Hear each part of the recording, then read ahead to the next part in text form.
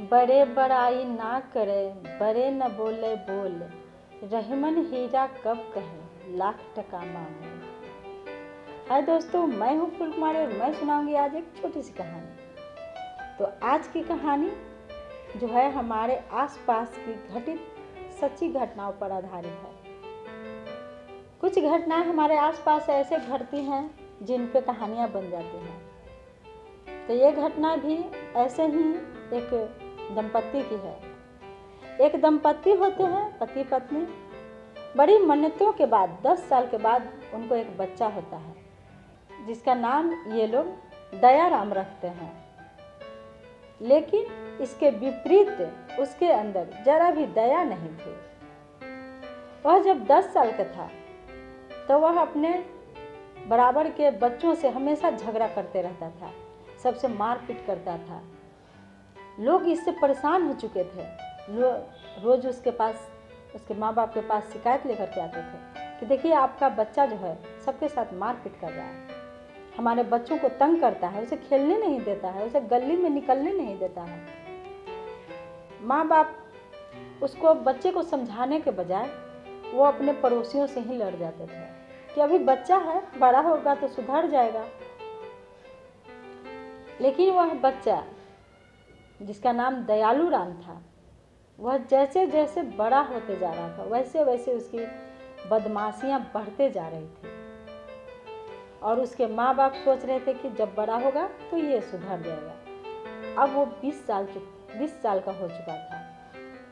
एक बार की बात है कि उसके पिता ने किसी बात को लेकर के उसे डांट दिया तो वह अपने पिता पर हाथ उठा दिया। वहीं पे पड़े ईंट से उसने पिता को उठा करके मार दिया, जिससे उनका सर फट गया। माँ बीच बचाव करने आई तो उसने माँ पर भी हाथ उठा दिया।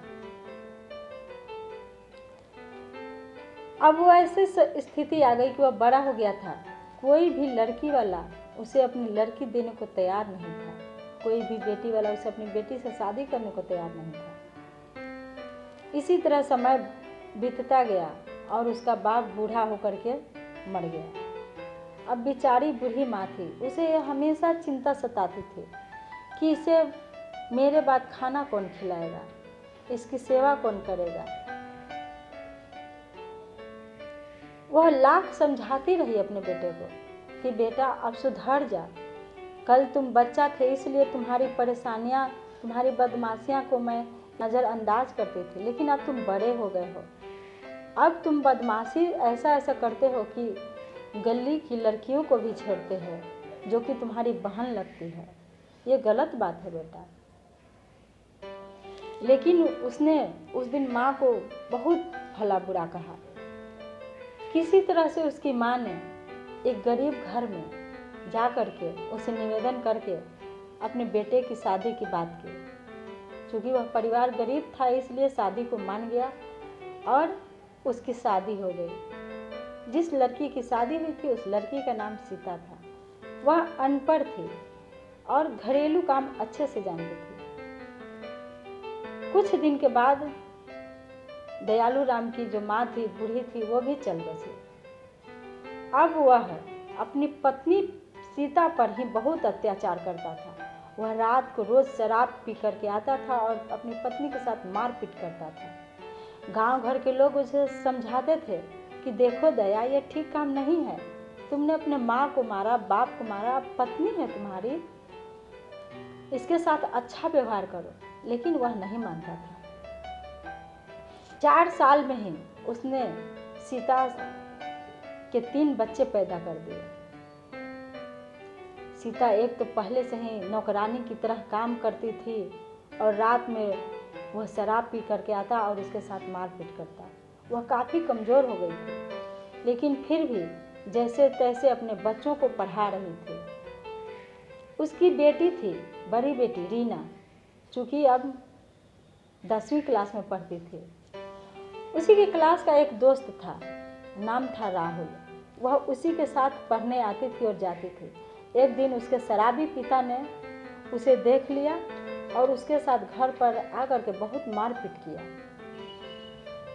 फिर लोग आए, बोले कि जवान बेटी है, पहले पत्नी को मारता था, अब जवान बेटी पे हाथ उठाते हो।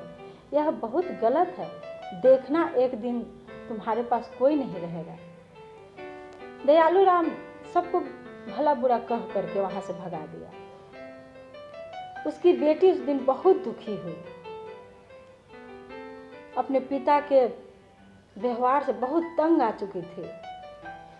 क्योंकि उसके पिता ने उस पर यह भी लांछन लगाया कि तुम राहुल के साथ आती जाती हो तो मुझे अच्छा नहीं लगता है। मैंने तुम्हें इतना बड़ा किया है उसके लिए कि उसके साथ तुम भाग जाओ। यह बात रीना को चुभ गई,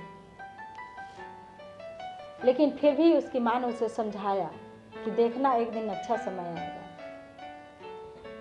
रीना चूंकि 10वीं पास कर चुकी थी और अच्छे नंबरों से पास की थी।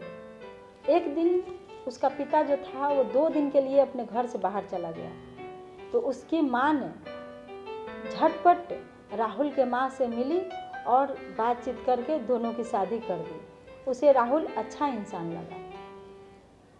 शादी करके रीना नागपुर चली गई राहुल के साथ और वहाँ आगे की पढ़ाई करने लगी। उसका पिता जब दयालु राम घर पे आया तो हो हल्ला मचाने लगा। उसने सीता को बहुत बुरी तरह से पीटा, लेकिन फिर भी सीता ने ये नहीं बताया कि उसकी बेटी कहाँ गई है। हाँ, उसने उससे ये बताया कि उसने उसकी शादी कर दी है और वो अपने पति के साथ उसके घर चली गई है। कुछ समय बीतता गया। इसी तरह से रीना पढ़ करके वकील बन गई और अपने माँ अपने भाई बहनों को भी वहीं पर बुला लिया और उसने पिता को वहीं गांव में ही उसे छोड़ दिया। अब उसका पिता शराब पी करके बुजुर्ग टाइप हो चुका था और बहुत कमज़ोर हो चुका था, लेकिन फिर भी उसे ना कोई खाना देता ना कोई पानी देता। उसके बच्चे उससे दूर चले गए, उसकी पत्नी चली गई छोड़ के, और जो समाज के लोग थे उसने भी उसे बहुत बुरा भला कहा कि बुरे व्यक्ति के साथ ऐसा ही होना चाहिए। यह बहुत ही अत्याचारी बेटा था, अत्याचारी पति था और एक पिता भी बना तो बहुत अत्याचारी था। इस तरह से दयालु राम अपने कर्मों की सजा भुगत रहा था। तो दोस्तों, इस कहानी से हमें शिक्षा मिलती है कि पहले तो कि हमें अपने बच्चे को, चाहे वह कितना ही इकलौता क्यों न हो, उसे हमें अच्छे संस्कार देने चाहिए, अच्छी परवरिश करनी चाहिए। और बच्चे को भी चाहिए कि जब उसके माँ बाप अच्छे संस्कार दे रहे हैं तो वह उसी के अनुसार चले। हमें चाहिए कि लोगों के साथ अच्छा व्यवहार करें, तभी लोग हमारे साथ भी अच्छा व्यवहार करेंगे। चाहे वो हमारे पत्नी हो, हमारी बेटी हो, हमारा पति हो या कोई भी रिश्तेदार हो, तो जैसा हम करेंगे वैसा ही पाएंगे। आज की कहानी यहीं समाप्त होती है।